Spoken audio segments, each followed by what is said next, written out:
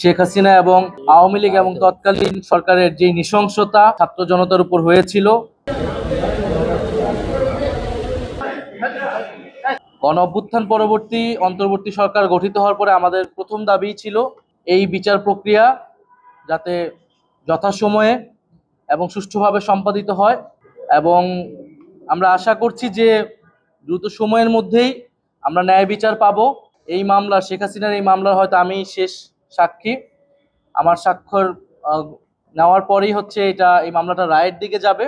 তবে শুধু এই একটি মামলাই নয়, এটা হয়তো রাজনৈতিকভাবে আমরা একটা ন্যায় বিচার পাবো, কিন্তু সারা দেশে যেই গণহত্যা এবং নির্যাতন, নিপীড়ন, গ্রেফতার, গুম খুন সংঘটিত হয়েছিল, তার কিন্তু আরো অনেক মামলা রয়েছে। ফলে এই বিচার প্রক্রিয়া কিন্তু একটা দীর্ঘ সময় ধরে আসলে চলবে তার প্রক্রিয়া অনুযায়ী। ফলে নির্বাচনের পরেও যাতে এই বিচার প্রক্রিয়া কোনোভাবেই বাধাগ্রস্ত না হয়, সেটার জন্য এই ট্রাইব্যুনাল এবং অন্যান্য যেই বিচার প্রক্রিয়া রয়েছে সাধারণ কোর্টে, সেটা যাতে অব্যাহত থাকে সেই প্রতিশ্রুতি আমাদের এই সরকারের পক্ষ থেকে, সেই একটা রোড ম্যাপের দাবি আমরা জানিয়েছি। এবং সকল রাজনৈতিক দলের পক্ষ থেকেও সেই কমিটমেন্ট, তাদের সেই ইস্তিহারেও যাতে সেটা থাকে, এটা আমাদের প্রত্যাশা থাকবে, যাতে এই জুলাই গণহত্যার যে বিচার এবং গত 16 বছরে গুম সহ যে আরো নানান ফ্যাসিবাদী হত্যাকাণ্ড রয়েছে, অপরাধ রয়েছে, তার বিচার প্রক্রিয়া যাতে চলমান থাকে।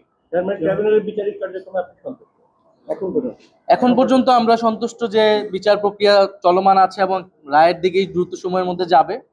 তবে আরো যে মামলাগুলো রয়েছে, আমরা চাবো যে সেটার বিচার প্রক্রিয়া যাতে যথাযথ গুরুত্বের সাথে এগিয়ে চলে এবং সরকার যাতে একটা সমন্বিত রোডম্যাপ সকল রাজনৈতিক দলের সাথে মিলে ঘোষণা করে নির্বাচনের আগে। একটা বিষয়, সেটি হলো যে শেখ হাসিনা বিদেশে থেকেই নানা রকম কথাবার্তা বলছেন, আমরা তাকে ফেরানোর বিষয়ে দৃশ্যমান কোনো অগ্রগতি দেখিনি সরকারের তরফ থেকে। আপনারাও দেখি এই বিষয়ে তাকে ফেরানোর বিষয়টা জোরালোভাবে কখনো বলেন না। তাকে ফেরানোর বিষয়টা কি আসলে আটকে গেছে, কি মনে হয়? তাকে, শেখ হাসিনাকে ফিরে আনার বিষয়ে আমরা বরাবরই বলেছি, প্রথম থেকে বলছি, এখনো বলছি, সরকারের একটি কূটনৈতিক এবং রাজনৈতিকভাবেই সরকার এবং আন্তর্জাতিক জনমত তৈরি করে সরকারকে এইদিকে এগোতে হবে। এবং এই মামলার যদি রায় হয়ে যায়, তারপরে আসলে আর কোনো অপশন থাকবে না, তাকে ফিরিয়ে এনে শাস্তি প্রদান করাই এই সরকার এবং যে কোনো সরকারের জন্য এটা একটা নৈতিক এবং আইনি দায়িত্ব থাকবে। আমরা আশা করব যে এই সরকার সেই দায়িত্ব যথাযথভাবে পালন করবে।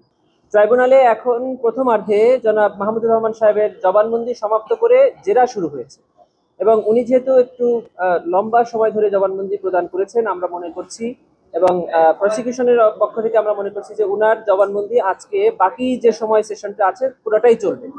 এজন্য আজকে নাহিদ ইসলাম সাহেবের জবানবন্দি গ্রহণ করা হচ্ছে না। আশা করছি যে কালকে ওনার জবানবন্দি ট্রাইব্যুনাল গ্রহণ করবে। ভাই, এবার আমরা যাইতে পারি। এই আস্তে রে ভাই, আমার